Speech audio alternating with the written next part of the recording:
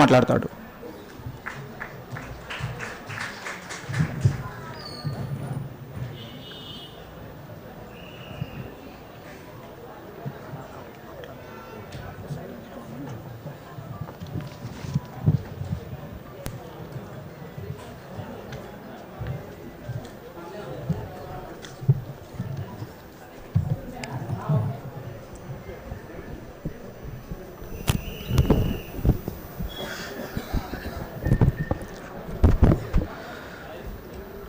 Comrade అధ్యక్ష,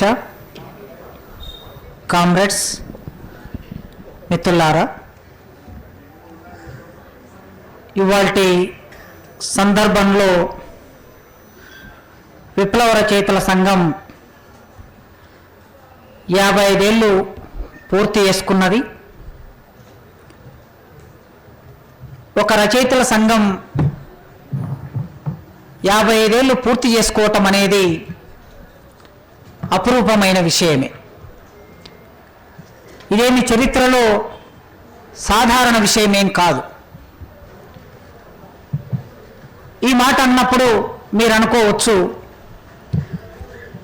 90 ఏళ్ల కిందటే అభ్యుదయ రచయితల సంఘం ఏర్పడింది, ఇంకా నడుస్తుంది కదా అని, లేదా చాలా సాంస్కృతిక సంస్థలు ఏర్పడి ఉన్నాయి, ఇంకా నడుస్తున్నాయి కదా అని.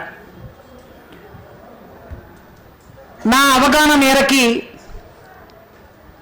బహుశా ప్రపంచంలో విప్లవము అనే పేరు పెట్టుకొని రచయితల సంఘం కొనసాగటం అనేది తెలుగు నేల మీద నడుస్తున్న ఈ సంఘమే అనుకుంటాను.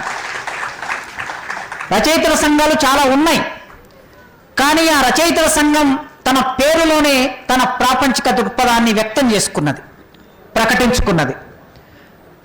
కేవలం ప్రకటనకు మాత్రమే పరిమితం కాకుండా ఈ 55 సంవత్సరాలు సాహిత్యం, సంస్కృతి, సిద్ధాంతం, రాజకీయాలు వీటన్నిటి కలబోతగా సాహిత్యాన్ని సృష్టిస్తున్నది. 50 ఏళ్ల కాలంలో విప్లవ రచయితల సంఘం చాలా సమస్యలు ఎదుర్కొన్నది, నిర్బంధాలను ఎదుర్కొన్నది. ఒక రకంగా ఇంకేమీ లేదు అనుకున్నప్పుడు కూడా ఈ సమాజానికి, పోరాడే ప్రజలకి, ప్రగతిదాయక ఆలోచన చేస్తున్న మధ్యతరగతి ప్రజలకి, రచయితలకి ఒక నమ్మకాన్ని కలిగించింది. ఇంకేమీ లేదనుకున్నప్పుడల్లా సమాజం ఉంది కదా, ప్రజలున్నారు కదా, రాపిడి పడుతున్న ప్రజా జీవితం ఉన్నది కదా, ఈ రాపిడి పడుతున్న ప్రజా జీవితం ఉన్నంత కాలం తప్పనిసరిగా ఏదో ఒకటి ఏదో రూపంలో వ్యక్తమవుతూనే ఉంటుంది. అది సమాజ ధర్మం, అది ప్రకృతి సూత్రం అని చెప్పింది విప్లవ రచయితల సంఘం. విప్లవ రచయితల సంఘం 55 సంవత్సరాల కాలంలో కవిత్వంలో కొత్త ప్రయోగాలు చేసింది, పాటలో కొత్త ప్రయోగాలు చేసింది, నాటక రచనలో కొత్త ప్రయోగాలు చేసింది, కథా రచనలో కొత్త ప్రయోగాలు చేసింది, నవల రచనలో కొత్త ప్రయోగాలు చేసింది. సాహిత్య ప్రక్రియలు విప్లవ రచయితల సంఘం ప్రవేశించని లేదా చేపట్టని సాహిత్య ప్రక్రియ తెలుగు సాహిత్యంలో ఏది లేదు. ఈ అన్ని సాహిత్య ప్రక్రియలకు ప్రవేశించి తనదైన ముద్ర, తనదైన ప్రాపంచిక దృక్పథాన్ని ఆ సాహిత్య ప్రక్రియలకి అలవాటు చేసి, ఇట్లా అలవాటు చేయటం అంటే కేవలం విప్లవ రచయితల సంఘంలో ఉండే ఒక 60 మందో 70 మందో 50 మందో 100 మందో సభ్యులు మాత్రమే కాదు, ఈ సభ్యులు పొందుతున్న సామాజిక జ్ఞానం, ప్రజలు ఆచరిస్తున్న పోరాట జ్ఞానం, ప్రజలు వ్యక్తమవుతున్న సాంస్కృతిక జ్ఞానం, ప్రజలు వ్యక్తం చేస్తున్న వాళ్ళ జీవితాల్లో భాగంగా వ్యక్తం చేస్తున్న కళారూపాల నుంచి వచ్చిన జ్ఞానం, ప్రజల నుంచి వచ్చిన జ్ఞానాన్ని తీసుకొని తిరిగి మళ్ళీ ప్రజలకు చెప్పే క్రమంలో వివిధ సాహిత్య ప్రక్రియలోకి ప్రవేశించి తనదైన ఒక లక్ష్యాన్ని, ఆశయాన్ని ఆ ప్రక్రియ ద్వారా ప్రజల ముందు సంభాషించడానికి, సంవాదం నడపడానికి పూనుకున్నది. కనుకనే ఇవాల్టి సందర్భంలో భావజాల రంగంలో, భావజాలం సాంస్కృతిక రంగం, ఈ భావజాలం సాంస్కృతిక రంగం అనేది విప్లవ రచయితల సంఘానికి ఉన్న ఒక లక్ష్యం. విప్లవ రచయితల సంఘం ప్రణాళికలో చాలా స్పష్టంగా రాసుకున్నది. మార్క్సిజం, లెనినిజం, మావోయిజం ఈ సిద్ధాంతాలని విప్లవ రచయితల సంఘం తన పరిధిలో తాను పనిచేసే క్షేత్రం ఏమిటి అంటే కళలు సాహిత్య రంగంలో పనిచేస్తుంది. రాజకీయ సిద్ధాంతాన్ని, ఆర్థిక సిద్ధాంతాన్ని, సామాజిక సిద్ధాంతాన్ని కళలో సాహిత్యానికి అనువర్తింపజేసి కేవలం కళలో సాహిత్యం దగ్గరే ఆగిపోకుండా కళలో సాహిత్యం అనేవి కేవలం వాటి చుట్టూ మాత్రమే కాకుండా ఇవి నిర్మాణం కావడానికి, ఇవి విస్తృతం కావడానికి ఒక రాజకీయ సిద్ధాంతం ఉంటుంది, ఒక సామాజిక సిద్ధాంతం ఉంటుంది, ఒక ఆర్థిక సిద్ధాంతం ఉంటుందని ఈ రెండింటి మధ్య ఉన్న అగాధాన్ని పూడ్చి ఈ రెండింటిని ఒకటిగా మార్చే ఒక సంప్రదాయాన్ని, ఒక ఆలోచనని విప్లవ రచయితల సంఘం 55 ఏళ్లుగా కొనసాగిస్తుంది. మీకు తెలుసు, విప్లవ రచయితల సంఘం తెలుగు సాహిత్యాన్ని శిఖరాగ్ర స్థాయికి తీసుకెళ్లిన శ్రీశ్రీ అధ్యక్షుడుగా ఏర్పాటైంది. తెలుగు కథా సాహిత్యం, నవలా సాహిత్యాన్ని అద్భుతంగా ఆవిష్కరించిన కుటుంబరావు గారు నాయకుడిగా విప్లవ రచయితల సంఘం కొనసాగింది. అభ్యుదయ రచయితల సంఘం నుంచి మొదలు పెడితే విప్లవ రచయితల సంఘం వరకు తన ఆలోచన విధానాన్ని అక్షర రూపం ఇచ్చి సమాజం మారడానికి కృషి చేసిన కేవీ రమణారెడ్డి నాయకత్వంలో విప్లవ రచయితల సంఘం పనిచేసింది. సమాజంలో ప్రగతిదాయక భావాలకి భిన్నంగా ప్రగతి నిరోధక భావాలు సాహిత్యంలోకి ప్రతి సందర్భంలో ప్రవేశిస్తూ ఉంటాయి. ప్రతి 5 ఏళ్లకో, ప్రతి 10 ఏళ్లకో, ప్రతి 20 ఏళ్లకో సందర్భాన్ని బట్టి, సమాజ స్థితిని బట్టి, సమాజం వ్యక్తమయ్యే పద్ధతిని బట్టి ప్రగతి నిరోధక భావజాలాలు ప్రవేశిస్తూనే ఉంటాయి. అలాంటి ప్రగతి నిరోధక భావజాలాలు ప్రవేశించినప్పుడు 1970, 75, 80ల కాలంలో ఆ ప్రగతి నిరోధక భావజాలాలు సాహిత్యంలోకి వచ్చినప్పుడు, నవల, కథ, కవిత్వంలో వచ్చినప్పుడు వాటిని దునుమాడిన అద్భుతమైన సాహిత్య విమర్శ రాసిన త్రిపురనేని మధుసూదన్ రావు పనిచేసిన సంఘం విప్లవ రచయితల సంఘం. కనుక ఏ ప్రక్రియను చేపడతారు? విప్లవ రచయితల సంఘం సభ్యుడు కాకపోవచ్చు గద్దర్, విప్లవ రచయితల సంఘం సభ్యుడు కాకపోవచ్చు చాలా మంది, గూడ అంజయ్య, అమరులైనటువంటి వాళ్ళందరూ కూడా వాళ్ళు సాంకేతికంగా విప్లవ రచయితల సంఘం సభ్యులు కాదు. కానీ విప్లవ రచయితల సంఘం ఏమి కోరుకుంటుందో అలాంటి సాహిత్యాన్ని సృష్టించిన వాళ్ళు ఏ ప్రక్రియలో పనిచేశారో ఆ ప్రక్రియని ఉన్నత స్థాయికి తీసుకెళ్లి తాము చెప్పదలుచుకున్న రాజకీయాలని ఏ పద్ధతిలో చెప్పాలనుకుంటే ఆ పద్ధతిలో వ్యక్తమైన వాళ్ళు. ఇంత చరిత్ర కలిగిన ఈ సంఘం ఖచ్చితంగా ఒక భవిష్యత్తును కలగంటుంది. ఈ దేశం అట్టడుగున ఉండే ప్రజలు సంతోషంగా జీవించాలని, ప్రజలంలో సమానంగా జీవించాలని, ఈ 5 వేళ్ళు నోట్లోకి పోవాలని విప్లవ రచయితల సంఘం కలగంటుంది. ఆ కళ నిజమవుతుంది. ఖచ్చితంగా ఎప్పుడో ఒకసారి ఆ కళ నిజమవుతుందనే విశ్వాసం విప్లవ రచయితల సంఘానికి ఉన్నది, నమ్మకం ఉన్నది. అందుకే 55 సంవత్సరాల కాలంలో ఎన్ని నిర్బంధాలున్నా ఈ సంస్థ కొనసాగుతుంది, ఇంకా కొనసాగుతుంది. అయితే ఈ సందర్భంలో ఇవాళ సాహిత్యంలోకి ప్రవేశిస్తున్న, కళారంగంలోకి ప్రవేశిస్తున్న, రాజకీయాల్లోకి ప్రవేశిస్తున్న ప్రగతి నిరోధక భావజాలంతో తలపడవలసిన బాధ్యత విప్లవ రచయితల సంఘం మీద ఉన్నది. విప్లవ రచయితల సంఘం మీద ఉన్నదంటే ఈ సమాజంలో ఆలోచించే ప్రతి ఒక్కరి మీద ఉంది అని అర్థం. ఈ ఆలోచించే ప్రతి ఒక్కరితో సంభాషణ నడపడానికి విప్లవ రచయితల సంఘం ఇదో ఈ రూపంలో మీ ముందుకొచ్చింది. భావజాల రంగంలో, సాంస్కృతిక రంగంలో కృషి చేస్తూనే, కళలు సాహిత్య రంగంలో కృషి చేస్తూనే ఈ కళలు సాహిత్య రంగంలో వర్గ పోరాటం నడవవలసిన అవసరం ఉన్నదని విప్లవ రచయితల సంఘం తన ప్రణాళికలో రాసుకున్నది. ఆ ప్రణాళికలో భాగంగా ఆచరణలో ఉన్నది. అందుకే చరిత్రలో భాగమైన కళలు, చరిత్రలో భాగమైన సాహిత్యం, ఈ కళలో సాహిత్యం పరిపక్వం కావడానికి, ముందుకు రావడానికి, కొత్త రూపం తీసుకోవడానికి వాటి కవిగా ఎన్నడూ కూడా కొత్త రూపం తీసుకోలేదు. వర్గ పోరాటం నడుస్తేనే కొత్త రూపం తీసుకున్నాయి. వర్గ పోరాటం అంటే మార్క్స్ చెప్పినట్లు, లెనిన్ చెప్పినట్లు, మావో చెప్పినట్లు అనే అర్థంలో నేను ఈ ప్రారంభంలో మాట్లాడలేదు, చివరికి అక్కడ కూడా వస్తాను. నేను ప్రారంభంలో వర్గ పోరాటం అంటే ఏ అర్థంలో వాడుతున్నానంటే సమాజంలో నా ముందు సభాధ్యక్షుడు ప్రస్తావించినట్టు ఒక్కొక్క సందర్భంలో, ఒక్కొక్క రూపంలో అసమ్మతి వ్యక్తం అవుతూ ఉంటుంది. పాలక వర్గానికి వ్యతిరేకమైన అసమ్మతి వ్యక్తం అవుతూ ఉంటుంది. ఆ అసమ్మతి చేతిలో ఉన్న ఒక చిన్న రాయి విసరడంగా ఉండవచ్చు, లేదా గుడిసెలో కూర్చొని ఒక చిన్న పాట పాడటంగా ఉండవచ్చు, లేదా ఒక డప్పు తీసుకొని ఆ డప్పు మీద సంతోషకరమైన దరువు వేయటమే కాదు, నిరసనకు సంబంధించిన దరువులు కూడా వేయటంగా ఉండవచ్చు. భిన్న రూపాల్లో ఈ సమాజంలో ఎప్పటికప్పుడు అసమ్మతి వ్యక్తం అవుతూ ఉన్నది. ఆ సమాజ ఉత్పత్తి సంబంధాలు బరువుగా తోచినప్పుడు, ఆ సమాజ ఉత్పత్తి సంబంధాలు కష్టంగా తోచినప్పుడు, ఆ సమాజ ఉత్పత్తి సంబంధాలు దోపిడిగా మారినప్పుడు ఖచ్చితంగా దోపిడీకి గురయ్యే ప్రజ తిరగబడుతుంది. ఆ ప్రజ చేసే పోరాటం అప్పటికి మార్క్స్ ఉండకపోవచ్చు, అప్పటికి వర్గ పోరాట సిద్ధాంతం ఉండకపోవచ్చు.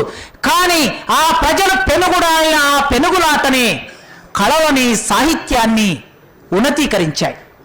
ఆ విధంగా చూసినప్పుడు మన ముందు కనిపించే ప్రకృతి యావత్తు కళాత్మక వ్యక్తీకరణ. ఈ ప్రకృతిని ధ్వంసం చేయడానికి ఇవాళ అభివృద్ధి నమూనా పేరు మీద జరుగుతూ ఉన్నది. ఈ ప్రకృతి లేకపోతే ఈ మనిషి లేడు, ఈ ప్రకృతి లేకపోతే ఈ కళలు లేవు. కనుక ప్రకృతి నుంచి వ్యక్తమవుతున్న ఆ సౌందర్యాత్మక దృష్టి ఆ ప్రకృతి మనిషికి నేర్పుతుంది. గురం జాషువా గబ్బిలం లెక్కను రాశాడు. పులుగులు పుట్టలు చుట్టంబులు అన్నాడు ఆయన. పులుగులు పుట్టలు చుట్టంబులు ఎవరికి? అరుంధతి సుతుడికి. ఎవరి అరుంధతి సుతుడు? అంటరానివాడు, ఊరికి దూరంగా ఉండేవాడు. ఈ ఊరు రానివ్వదు, ఊరు దగ్గరికి రానివ్వదు, ఊరు కౌగిలించుకోదు, ఊరు మాట్లాడదు, ఊరు ముట్టుకోదు. మరి ఈ మనిషికి చుట్టాలు ఎవరు అంటే అడవిలో ఉండే పక్షులు, అడవిలో ఉండే చెట్లు, అడవిలో ఉండే పుట్టలే చుట్టాలవుతాయి అన్నాడు. కనుక ప్రకృతి సౌందర్యాత్మకమైన వ్యక్తీకరణ అయినప్పుడు, ఆ ప్రకృతిలో మనిషి భాగమైనప్పుడు అక్కడి నుంచే ఉత్పత్తి అయినా, అక్కడి నుంచే కళ అయినా, అక్కడి నుంచే సాహిత్యమైనా మనం ప్రారంభం చేస్తాం. కనుక ప్రకృతి తమ అవసరాల కోసం సృజనాత్మకంగా మానవుడు, ప్రారంభ మానవుడు ఆదిమ సమాజంలో వ్యక్తమైనప్పుడు, ఈ ప్రకృతి ఒక ఉత్పత్తి సాధనంగా మారినప్పుడు తప్పనిసరిగా ప్రకృతిని ధ్వంసం చేసుకుంటే, ప్రకృతిలో ఉండే వనరులని పూర్తిగా ధ్వంసం చేసుకుంటే, సామ్రాజ్యవాద కంపెనీలకి తాకట్టు పెడితే చిట్ట చివరికి మనిషికి ఏం మిగులుతుంది, ఈ దేశంలో ఉండే మనిషికి ఏం మిగులుతుంది అనే ప్రశ్న ఇవాళ సమాజం ముందు చర్చనీయాంశంగా పెట్టాలి. చర్చనీయాంశంగా ఉండాలి. అందులో అందరూ నిమగ్నం కావలసి ఉన్నది. ఆ చర్చని కొనసాగించవలసి ఉన్నది. ఈ సమాజ చైతన్యం ద్వారా మనిషి ప్రకృతిలో భాగమైనప్పుడు, ఆ ప్రకృతితో పోరాటం చేస్తున్నప్పుడు, ఒక్కొక్కసారి ఆ మనిషిని ప్రకృతి తన విశ్వరూపం ప్రదర్శించినప్పుడు ఆ మనిషి దాని నుంచి తట్టుకోలేక అందులోనే చనిపోయిన సందర్భాలు కూడా కనిపిస్తాయి. ఒక వరద, ఒక ఎండ, ఒక చలి, మంచు, ఇలా భిన్నమైన సందర్భాల్లో ఆ ప్రకృతి దాడికి మనిషి తట్టుకోలేనప్పుడు మెల్లగా బలం పుంజుకొని తిరిగి మళ్ళీ ప్రకృతితో పోరాటం చేయడం మొదలుపెట్టాడు మనిషి. ఇక ప్రకృతితో పోరాటం చేయడం తప్పిస్తే ఇంకో మార్గం లేదు. ఆ ప్రకృతిలోనే కలిసి జీవించాలి కనుక ఇంకొక మార్గం లేదు.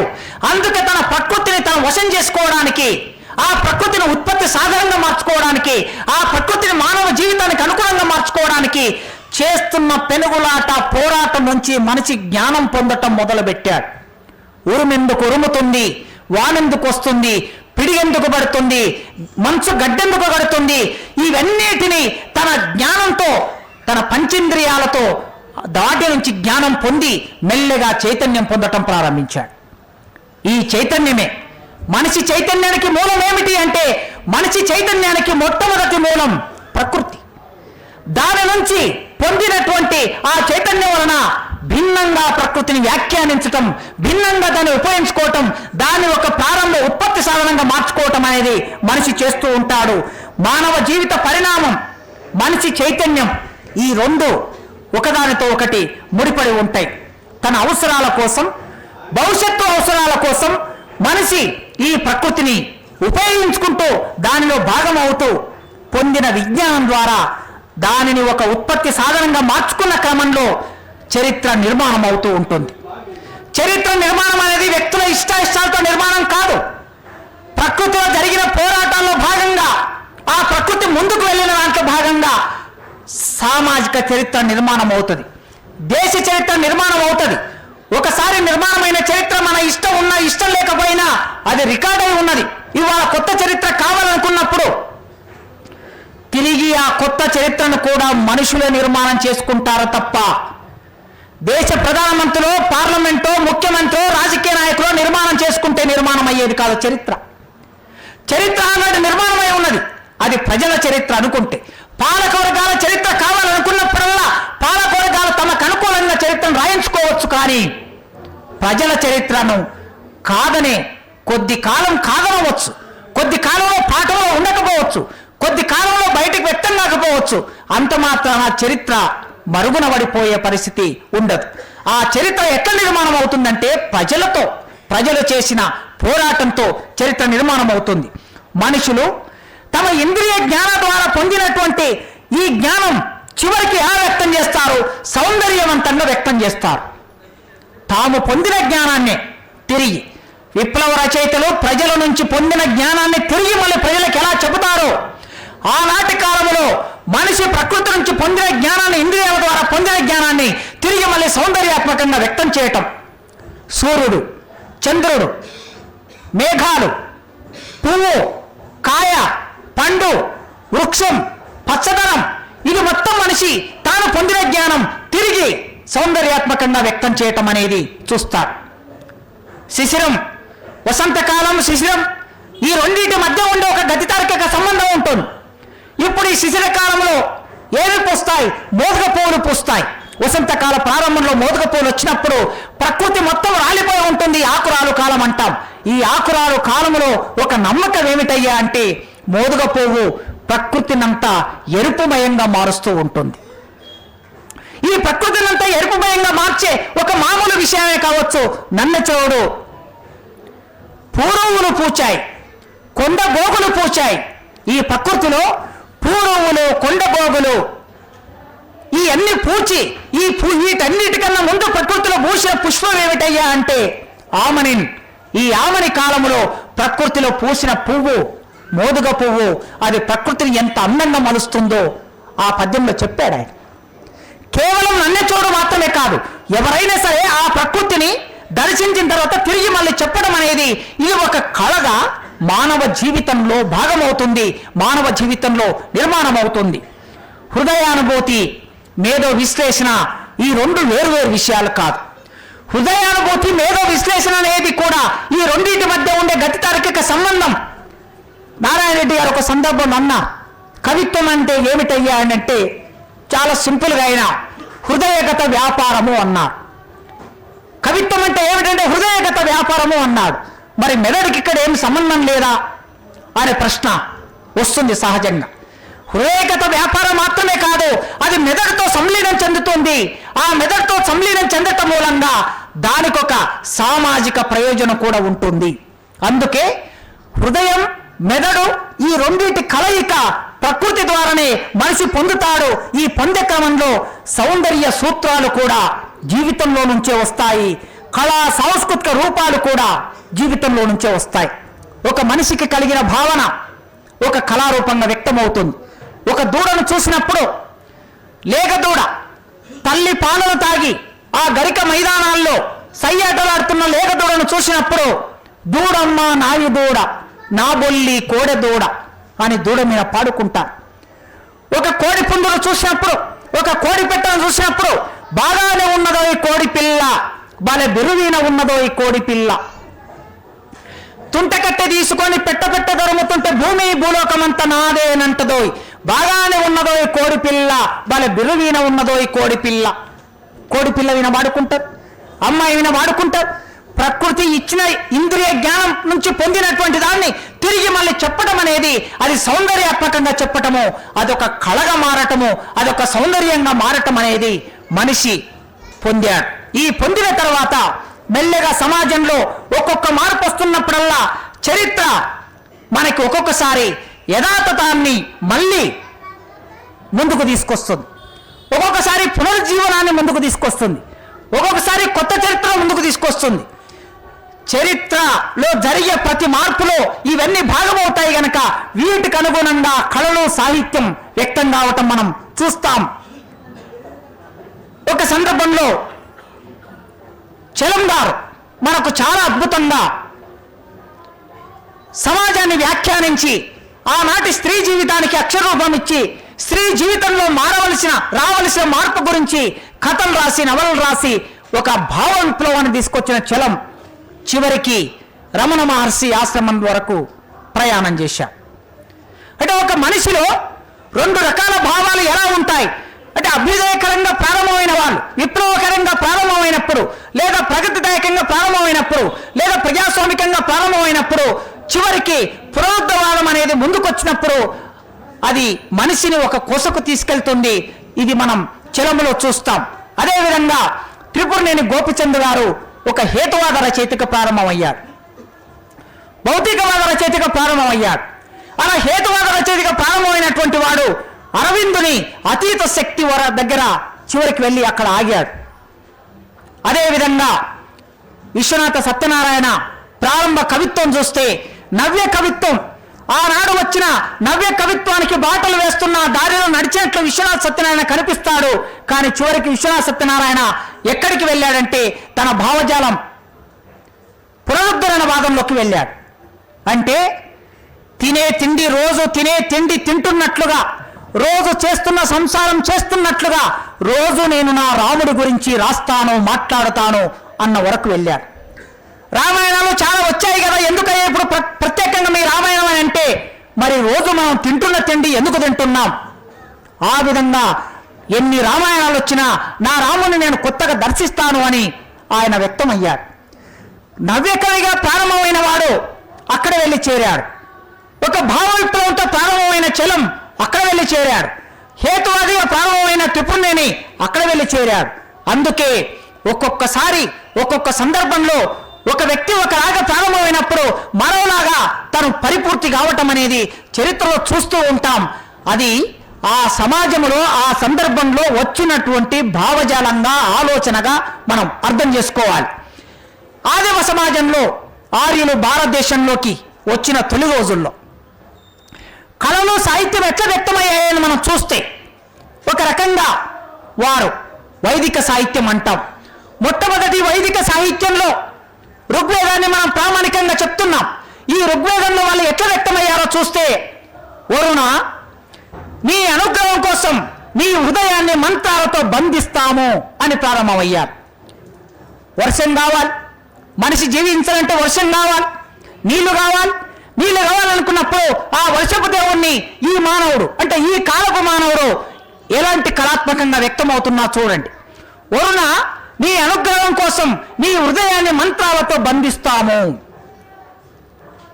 రథానికి సారథి అశ్వాన్ని బంధించినట్లుగా, రథానికి సారథి అశ్వాన్ని బంధించినట్టుగా ఇప్పుడు నిన్ను నేను చూశాను.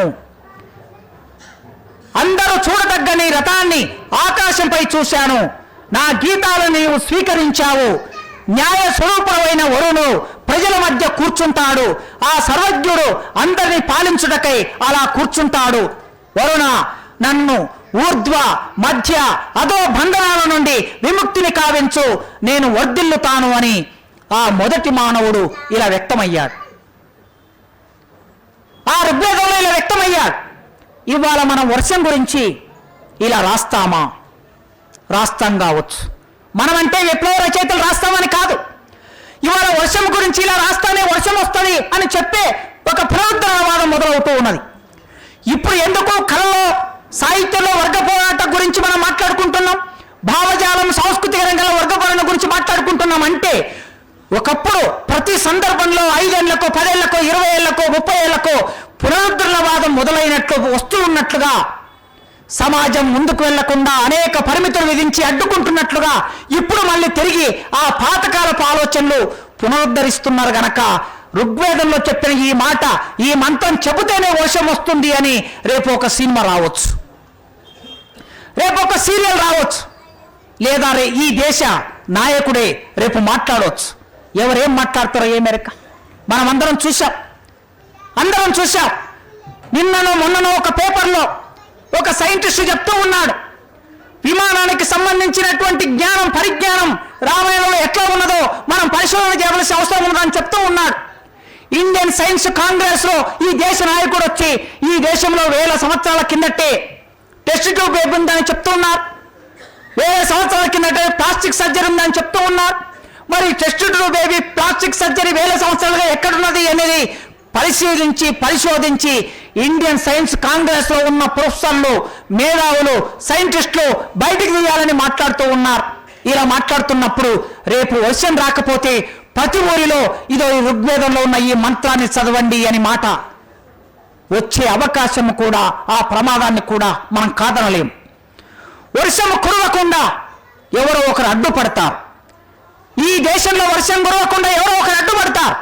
ఈ దేశం అభివృద్ధి కాకుండా ఎవరో ఒకరు అడ్డుపడతారు. ఎవరు అడ్డుపడతారు అంటే విప్లవ రచయితల సంఘం వాళ్ళు సుందర విజ్ఞాన కేంద్రంలో సభలు పెట్టుకున్నారు. ఈ దేశంలో వర్షం రాకపోవడానికి ప్రధాన కారణం విప్లవ రచయితల సంఘం వాళ్ళే అని చెప్పే ప్రమాదం కూడా భవిష్యత్తులో ఉండొచ్చు. చూడండి, ఇక్కడ ఉంది చూడండి. వర్షం కురవకుండా ఎవరు అడ్డుపడుతున్నాడని ఆ ఋగ్వేద కాలంలోనే ఒక కథ బయలుదేరింది. ఎవరు అడ్డుపడుతున్నారు? అతడే వృత్తాసురుడు అడ్డుపడుతున్నాడు. ఈ వృత్తాసురుడు అనేవాడు రాక్షసుడు అడ్డుపడుతున్నాడు. అప్పుడు పిడుగును ఆయుధంగా ధరించినటువంటి ఇంద్రుడు అతన్ని సంహరిస్తే అప్పుడు వర్షం వస్తుంది. సంహరించాడు, వర్షం వచ్చింది. ఆనాడు అది అడ్డంకిగా ఉన్నది. రాక్షసులు అందరూ ఎవరు అనే చరిత్ర ఇప్పుడు మనందరికీ తెలుసు. ఈ రాక్షసులు గులాంగిరి పుస్తకంలో మహాత్మా జ్యోతిరావు పూలే అయినా, అంబేద్కర్ అయినా వివిధ సందర్భాల్లో రాసింది. రాక్షసులుగా ముద్ర వేయబడినటువంటి వాళ్ళందరూ ఈ దేశంలో మూలవాసులు. ఇంకొక 20 ఏళ్లకో 30 ఏళ్లకో 50 ఏళ్లకో ఈ దేశంలో పోరాడుతున్న ఆదివాసులు మూలవాసులు ఏ విధంగా చిత్రించబడతారో మాకు తెలియదు. కళా సాహిత్య రంగంలో ఎట్లా వ్యక్తమవుతారో మనకు తెలియదు.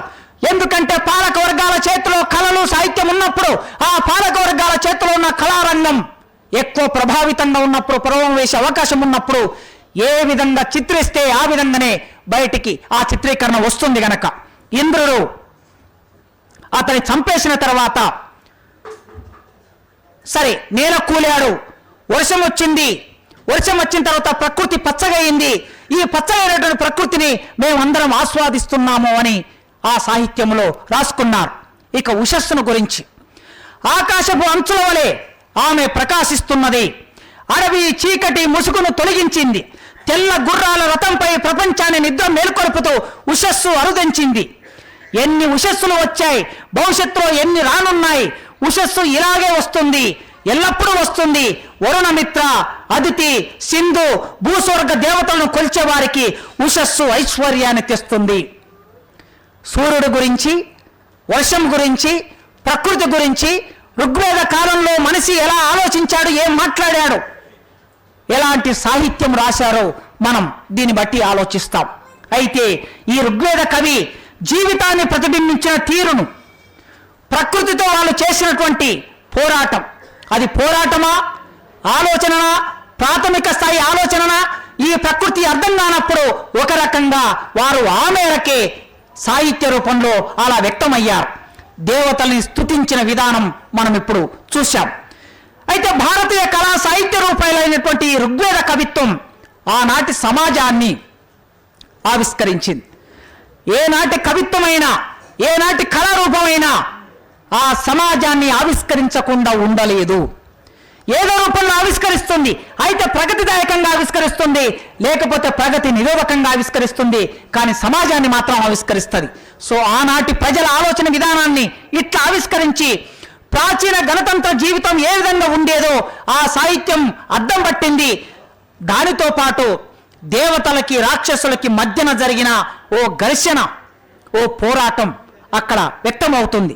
కొంతకాలం గడిచాక మనిషికి ప్రకృతి మీద నమ్మకం ఏర్పడిన తర్వాత ఈ ప్రకృతిని వశం చేసుకోగలము అనే విశ్వాసం వచ్చాక మెల్లగా కొన్ని వర్గాలు అధికారంలోకి వచ్చాయి, విశ్రాంతి వర్గాలుగా మారాయి. అధికారంలోకి వచ్చిన వర్గాలు, విశ్రాంతి వర్గాలు కలిసి కళలు, సాహిత్యాన్ని నిదానంగా సృష్టించడం మొదలుపెట్టాయి. ఈ కాలంలో బ్రాహ్మణ క్షత్రియ పాలక వర్గం మనకు కనిపిస్తుంది చరిత్రలో. బ్రాహ్మణులు పాలక వర్గం, క్షత్రియులు పాలక వర్గం. వీళ్ళిద్దరు పాలక వర్గంగా ఉన్నప్పుడు మనకి అనేక సాహిత్యం చూస్తాం. పురాణ సాహిత్యం, విశ్వామిత్రుడు, వశిష్ఠుడు వీళ్ళ మధ్య జరిగిన ఘర్షణ. విశ్వామిత్రుడు క్షత్రియుడు, వశిష్ఠుడు బ్రాహ్మణుడు. విశ్వామిత్రుడు వశిష్ఠుడికి మధ్య జరిగిన ఈ ఘర్షణ, దీన్ని బట్టి మనకేమర్థం అవుతున్నది? పాలక వర్గంగా బ్రాహ్మణులు, క్షత్రియులు ఈ కాలంలో ఉన్నారనే విషయం అర్థమవుతుంది. కార్తవీర పరశురాముల గాథ, ఈ కార్తవీరులు పరశురాముడికి మధ్య జరిగినటువంటి ఆ ఘర్షణ చూసినప్పుడు క్షత్రియులు బ్రాహ్మణులు పాలక వర్గాలుగా ఉన్న విషయము చూడవచ్చు. కొంతకాలం తర్వాత పూర్తిగా దేశ రక్షణ బాధ్యతని క్షత్రియులు చేపట్టి బ్రాహ్మణులకి సాహిత్యాన్ని కళారంగాన్ని వదిలేశారు. ఆ విధంగా వదిలేశాక రామాయణ కాలం నుంచి క్షత్రియులు బలపడి, అందుకే మనం రాముడి గురించి ఏ విధంగా రాశారో రామాయణంలో చూస్తాం. అంటే రాముడు దేనికి నమూనా? భారతదేశంలో క్షత్రియ రాజ్యం బలపడిన దానికి రాముడు ఉదాహరణ. ఆ క్షత్రియ రాజ్యం బలపడింది గనక రాజులందరూ ఎలా ఉండాలో చెప్పడం కోసం ఆయనకు సంబంధించిన కొన్ని లక్షణాలని సాహిత్యం ద్వారా వ్యక్తం చేసి క్షత్రియులే రాజులుగా ఉంటారు, వాళ్ళ లక్షణాలు ఇలా ఉండాలి అని ఆ సాహిత్యం అంతా మనకు చెప్తుంది. ఈ కాలంలో రెండో వైపు నుంచి చార్వాకులు వచ్చారు. చార్వాకుల ధోరణులు కూడా బయటకు వచ్చాయి. జన్మాంతరవాదాన్ని, ఆస్తికత్వాన్ని ప్రశ్నించిన సందర్భం కూడా ఇక్కడ మనకు కనిపిస్తుంది. మనిషి పుట్టుకతో వచ్చే లక్షణాలు, మనిషి ముందు జన్మలో చేసుకున్న లక్షణాలు, ఆ ముందు జన్మలో చేసుకున్న పని విధానం బట్టి ఈ జన్మలో మనం పుడతాము అనే ఇలాంటి వాదనలు ఏమైతే ఉన్నాయో ఈ వాదనలన్నిటినీ పూర్వపక్షం చేయడం కోసం హేతుని ఆధారం చేసుకొని, ఆలోచనని ఆధారం చేసుకొని, ప్రకృతిని ఆధారం చేసుకొని, సంఖ్యని ఆధారం చేసుకొని, కణాన్ని ఆధారం చేసుకొని ఇలాంటి వాదన కూడా సమాంతరంగా మనకు కనిపిస్తుంది. అంటే రాముడు, వాల్మీకి, వ్యాసుడు, మహాభారతం ఇవన్నీ ఎట్లా వచ్చాయో వీటికి సమాంతరమైనటువంటి సాహిత్యం కూడా ఆ సమాజంలో ఉంది. ఇలా ఉండడానికి కారణం ఏమిటంటే సమాజంలో రెండు వర్గాలు ఉన్నప్పుడు ఈ రెండు వర్గాల మధ్య జరిగే ఈ పెనుగులాట రెండు రూపాల్లో సాహిత్యం వ్యక్తమవుతుంది.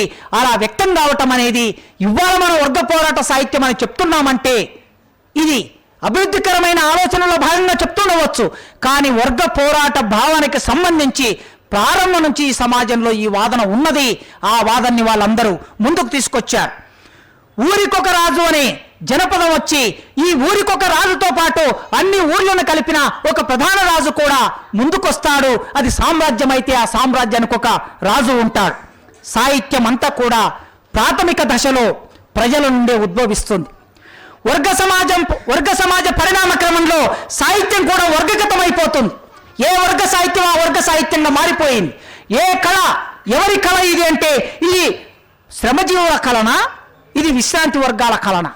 ప్రారంభంలో కళలో పెద్ద తేడా లేకపోయినా ఆదిమ సమాజంలో వర్గ సమాజం రూపొందిన తర్వాత ఇది పేద ప్రజల కళారూపం, ఇది పేద ప్రజల సాహిత్యం, ఇది దోపిడి వర్గాల కళారూపం, ఇది దోపిడి వర్గాల సాహిత్యం అనే విభజన రేఖ స్పష్టంగా సాహిత్యంలోకి వచ్చింది. సమాజంలో రూపొందిన ఈ వర్గ వైవిధ్యం సాహిత్య రంగాల్లోకి ప్రసరించి పాలక వర్గ రూపమైనటువంటి లాక్షణిక సాహిత్యం కూడా ఆ కాలంలో మనం చూస్తాం. ఛందోబద్ధమైన సాహిత్యం సభాధ్యక్షుడు ప్రస్తావించాడు. మార్గ దేశీ కవిత్వం అనేది మన తెలుగు సాహిత్యంలో ఉన్నది. నిజానికి దేశీ కవిత్వం కూడా ప్రజల కవిత్వం అంటే కాదు. దేశీ కవిత్వం కూడా పండితుల కవిత్వమే. కానీ దేశీ కవిత్వం అనేది మౌఖిక రూపంలో ప్రజల నుంచి వ్యక్తమైంది. మౌఖిక రూపంలో వ్యక్తమైన ప్రజల కవిత్వాన్ని దేశీ రూపంలో పండితులు చేపట్టి మార్గ కవిత్వానికి వ్యతిరేకంగా రాశారు. మార్గ కవిత్వం అంటే సంస్కృతం. మహాభారతం వచ్చినటువంటిది సంస్కృతం. ఆ మహాభారతం వచ్చిన సంస్కృతంలో మహాభారతం వస్తే తెలుగులోకి నన్నయ్య దాన్ని తీసుకొచ్చినప్పుడు చాలా స్పష్టంగా చెప్పాడు ఆయన. ఎందుకు నేను మహాభారతాన్ని రాస్తున్నాను? రాజరాజ నరేంద్రుడి కోసం రాస్తున్నాను. రాజరాజ నరేంద్రుడి కోసం ఎందుకు రాయాలి? చాతుర్వర్ణ వ్యవస్థ బలహీనపడిపోతున్న సందర్భంలో, వైదిక మతం బలహీనపడిపోతున్న సందర్భంలో చాతుర్వర్ణ వ్యవస్థని, వైదిక మతాన్ని పునరుద్ధరించడం కోసం నేను మహాభారతాన్ని తెలుగులోకి అనువదించమని ఆయన అడిగాడు. అందుకే నేను తెలుగులో అనువదిస్తున్నాను అని చెప్పాడు. అది అనువాదమైన తర్వాత అతి కొద్ది రోజులకే ఇటువైపు నుంచి తెలంగాణ నేల నుంచి, కర్ణాటక నేల నుంచి దేశీ కవిత్వం వచ్చింది. పాలకురికి సోమనాథుడు బసవపురాణం రాసి దేశీ కవిత్వాన్ని ముందుకు తీసుకొచ్చాడు. ఉయ్యాల పాటలు, జనపద పాటలు, నాట్ల పాటలు, దంచే పాటలు, వీటిని ఆధారం చేసుకొని స్త్రీలు వాడుకునే పాటలు, ఇవి మౌఖిక సాహిత్యంలో ఉన్న పాటలు, ఇవి ప్రజా సాహిత్యం. ఈ ప్రజా సాహిత్యాన్ని ఆధారం చేసుకొని పాల్కురికి సోమనాథుడు ఒక ఛందస్సును రూపొందించాడు. అది ద్విపద ఛందస్సు. ఆ ద్విపద ఛందస్సులో శైవ మతానికి సంబంధించిన భావజాలాన్ని ఆయన ప్రచారం చేశాడు. కనుక ఒకవైపు సమాంతరంగా భారతం వచ్చినప్పుడు ఆ భారతం వచ్చిన కొద్ది రోజులకే దేశీ కవిత్వం కూడా వచ్చింది. ఈ రెండు ఏకకాలంలో నడవటం మనం చరిత్రలో చూస్తాం. వర్గ పోరాటం అంటే కేవలం ఇట్లా మనం ఆలోచించుకుంటూ వస్తే దేశీ సాహిత్యం, మార్గ కవిత్వం వచ్చే నాటి వరకు ఈ సమాజంలో ఎట్లా మార్పులు వచ్చాయో పరిశీలించాం. ఈ పరిశీలన ఆధారం చేసుకొని చూస్తే సాహిత్యంలో వర్గ పోరాటం అనే మాట నేను వాడాను అనుకోండి. కళా సాహిత్య రంగంలో వర్గ పోరాటం అనేది నేను మాట్లాడుతున్న విషయం. అప్పుడు ఏం ప్రశ్న వస్తుంది? సహజంగా ఆర్థిక పోరాటం కాదా, రాజకీయ పోరాటం కాదా, సిద్ధాంత పోరాటం కాదా అనే ప్రశ్న ఉద్భవిస్తుంది. అందుకే నా ప్రారంభంలో చెప్పాను నేను, కేవలం కళా సాహిత్య రంగాల్లో వర్గ పోరాటం అని మనం అంటున్నామంటే సాహిత్యాన్ని ఆర్థికానికి, రాజకీయానికి వేరు చేసి మాట్లాడుతున్నామని కాదు. సాహిత్యాన్ని, కళారంగాలని రాజకీయాలకి, ఆర్థిక రంగానికి అన్వయం చేసి 55 ఏళ్ళు పోరాటం నడిపిన చరిత్ర విరసానికి ఉన్నది. సాహిత్యాన్ని, కళలని ఆర్థికానికి, రాజకీయానికి అన్వయం చేసి పోరాటం నడిపిన చరిత్ర 90 ఏళ్ల చరిత్ర అభ్యుదయ రచయితల సంఘానికి ఉన్నది, ప్రజానాట్య మండలికి ఉన్నది, జన్నాట్య మండలికి ఉన్నది, అరుణోదయ సాంస్కృతిక సంస్థలకు ఉన్నది. అందుకే ఇక్కడ కళారంగంలో సాహిత్య రంగం అంటున్నామంటే ఆర్థిక పోరాటం మినహాయింపు కాదు, రాజకీయ పోరాటం మినహాయింపు కాదు, సిద్ధాంత పోరాటం మినహాయింపు కాదు. మనుషులు ఎవరైనా సరే కూడు గూడు గుడ్డ కోసం ఆర్థిక పోరాటం నడుపుతాం, మనం శాంతి భద్రతల కోసం రాజకీయ పోరాటం నడుపుతాం, స్వేచ్ఛ స్వాతంత్రం కోసం సిద్ధాంత పోరాటం నడుపుతాం, కోరుకుంటాం. కనుక ఈ 3 రంగాల్లో జరిగే వర్గ పోరాటం కొనసాగుతూనే ఉంటుంది. సిద్ధాంత పోరాటంలో సాహిత్యము, కళ, సంస్కృతి ఇవి కూడా భాగంగా ఉంటాయి. వీటి పరిణామం కూడా భాగంగా ఉంటుంది. సాహిత్య చరిత్ర యొక్క వర్గ పోరాట పునాదిని మనం చూసినప్పుడు సాహిత్య కళారంగాల్లో మనకి ఇప్పుడు ప్రస్తావించుకున్న మార్గదేశీ పద్ధతులు ఎట్లయితే ఉన్నాయో, వర్గాలు విభజింపబడిన తర్వాత ఆ వర్గాలకు అనుగుణమైన సాహిత్యం, వర్గాలకు అనుగుణమైన కళారూపాలు కూడా మనం చూస్తాం. ఒక కాలంలో సనాతన సంస్కృతి, సనాతన సాహిత్యానికి సంస్కృతం వాహికగా మారింది ఆ భాష. మరో కాలంలో అంటే బౌద్ధుల కాలంలో ప్రాకృతం అనే భాష సాహిత్యానికి ఒక వాహికగా ఉన్నది. జైనుల కాలంలో ఇంకొకటి ఒక వాహికగా ఉన్నది. ముస్లింల కాలంలో మరొకటి వాహికగా ఉన్నది. ఇలా ప్రతి వర్గ సమాజంలో, ప్రతి పాలకులున్న సందర్భంలో ఒక్కొక్క భాష ఒక్కొక్కరికి వారి కళ రూపాన్ని, వారి సాహిత్యాన్ని వ్యక్తం చేయడానికి అది ఆధారంగా, ఆలంబనగా ఉంటూ వస్తూ ఉన్నది. మధ్యయుగాలు వచ్చే నాటికి సృజనాత్మక సాహిత్యం మెల్లగా వెల్లివిరుస్తున్న కాలం. దేశీయ పద్ధతిలో నన్నెచోడు, పాలకురుకు సోమనాథుడు ఇక్కడ తెలుగు నేల మీద సాహిత్యాన్ని తీసుకొచ్చిన తర్వాత వైదిక వర్గ వ్యవస్థని బుద్ధుడు ఒక రకంగా కదలబార్చాడు. అందుకే గోరటి వెంకన్న ఎక్కడో రాశాడు, సొంత ఆస్తి లేని రాజ్యం ఉంటే శోకముండదని చెప్పి ప్రబోధించి పరితపించి పోరిన బుద్ధుని యోచన అని అన్నప్పుడు, అంబేద్కర్ బుద్ధుని దర్శించినప్పుడు, కార్ల్ మార్క్స్ బుద్ధుని దర్శించినప్పుడు, లేకపోతే ఇంకొకరు బుద్ధుని గురించి రాసినప్పుడు అక్కడ మనకు వ్యక్తమయ్యేది ఏంటంటే ఈ దేశంలో, భారతదేశంలో బుద్ధుడు వైదిక మతానికి సంబంధించిన పాలక వర్గ వ్యవస్థని కదలబార్చాడు, దాన్ని ఇలా కదిలించాడు. ఆ కదిలించడం మూలంగా ఆనాటి భూమి, కుటీర పరిశ్రమలే ప్రధాన ఉత్పత్తి సాధనాలుగా మారి బౌద్ధం వర్ణాశ్రమ ధర్మాన్ని సడలించింది. భూమి పరిశ్రమలపై ప్రజలకి కొద్దిపాటి హక్కు, పూర్తి హక్కు కాదు, కొద్దిపాటి హక్కు ప్రజలకు దక్కడానికి అవకాశాన్ని ఇచ్చింది. బానిసత్వపు సంఖ్యల బంధనాలని కొద్దిగా సడలించగలిగింది. గ్రామీణ స్వయం పోషక వ్యవస్థ రూపొందడానికి బౌద్ధ మతం పునాదులు వేసింది. అంటే ఏ మతమైనా, మతం వచ్చిందంటే ఆ మతం విడిగా ఉండదు. ఆ మతం కూడా రాజకీయ అంశంలో భాగంగా, ఆ మతం కూడా ఆర్థిక అంశంలో భాగంగా ఉంటుంది. కనుక బౌద్ధ మతం బుద్ధుడుకుండే ఒక ప్రాపంచిక దృక్పథం వలన ఆ సమాజాన్ని కాస్త మార్చడానికి ప్రయత్నం చేశాడు. మొఘలుల కాలంలో వ్యవసాయ రంగం కాస్త సంక్షోభానికి గురై, ఆ సంక్షోభానికి గురైన కాలంలో, ముఖ్యంగా అక్బర్ కాలంలో సంక్షోభం వచ్చినప్పుడు ప్రజలందరూ గ్రామాలను వదిలేసి పట్టణాలకు వచ్చారు. కొనుగోలు శక్తి కోల్పోయారు. ఈ కొనుగోలు శక్తి కోల్పోయినప్పుడు లక్షలాది మంది ప్రజలు పట్టణాలకు వస్తే అక్కడ పరిశ్రమలు నిర్మాణం కావలసిన అవసరం ఏర్పడింది. ఉపాధి వారికి దొరకవలసిన అవసరం ఏర్పడింది. ఆ సందర్భంలో అక్బర్ నుంచి ఔరంగజేబు వరకు మన దేశంలో విదేశీ పరిశ్రమలు కూడా మెల్లగా రావటం ప్రారంభమైంది. ఇవాళ పాలకులకి ఔరంగజేబు చరిత్ర అంటే గిట్టకపోవచ్చు, అక్బర్ చరిత్ర అంటే గిట్టకపోవచ్చు, షాజహాన్ చరిత్ర అంటే గిట్టకపోవచ్చు, కానీ ఈ దేశంలో భాగమైపోయిన వాళ్ళు రావటం విదేశాల నుంచి వచ్చారు, రావటం దోపిడీ కోసం వచ్చారు, రావటం ఇక్కడ సంపద దోచుకోవడానికి వచ్చారు, కానీ వచ్చిన తర్వాత ఇక్కడే స్థిరపడిపోయి ఇక్కడ ప్రజల్లో భాగమైపోయినటువంటి చరిత్రను కూడా మనం కాదనలేము. ఆ చరిత్రలో మంచి చెడులను విశ్లేషించవలసిన బాధ్యత ఉన్నది, మంచి చెడులని ఆలోచించవలసిన బాధ్యత ఉన్నది, వాటిలో ఉన్న శాస్త్రబద్ధ సూత్రీకరణ చేసి ఈ సమాజానికి అందించవలసిన బాధ్యత ఉన్నది. కానీ అలాంటి పని చేయకుండా పూర్తిగా చరిత్రనే మనం నిరాకరించే పద్ధతి ఇప్పుడు మన ముందుకు వచ్చింది గనక ఆ కాలంలో బ్రిటిష్ వాళ్ళు వచ్చారు, పోర్చుగీస్ వాళ్ళు వచ్చారు, డచ్ వాళ్ళు వచ్చారు, ఫ్రెంచుగీస్ వాళ్ళు వచ్చారు, ఫ్రెంచ్ వాళ్ళు వచ్చారు, వీళ్ళందరూ ఓడరేవుల కోసం వచ్చారు, వనరుల కోసం వచ్చారు, రాజ్యాల కోసం వచ్చారు, వ్యాపారం కోసం వచ్చారు. చివరికి ఈ దేశాన్ని తమ చేతిలోకి తీసుకోవడానికి ప్రయత్నం చేశారు. వ్యాపారం కోసం వచ్చిన వాళ్ళు ఈ దేశంలో ఉన్న రాజులందరినీ ఓడించి ప్లాసీ యుద్ధంతో పరిపూర్తి అయిపోయింది. ప్లాసీ యుద్ధం తర్వాత బ్రిటిష్ వాళ్ళే ఒక రకంగా ఈస్ట్ ఇండియా కంపెనీ తన అధికారాన్ని ఈ దేశం మీద నెలకొల్పింది, ఇక్కడి భూస్వామ్యాన్ని తన చేతిలోకి తీసుకున్నది. తర్వాత మనందరికీ తెలిసింది, సమాజంలో ప్రజలు మెల్లగా తమ ఆలోచనని తమ సత్తువని కూడగట్టుకొని రైతులైతే రైతులు, ఆదివాసులైతే ఆదివాసులు, సంతాలైతే సంతాలు, రాజులైతే రాజులు, సంస్థానాధీశులైతే సంస్థానాధీశులు, ఎవ్వరికి తోచిన పద్ధతిలో వాళ్ళందరూ ఏకమై ఈ బ్రిటిష్ ప్రభుత్వానికి వ్యతిరేకంగా పోరాటాన్ని మెల్లగా మొదలుపెట్టారు. బలం కూడా తీసుకొని మొదలుపెట్టారు.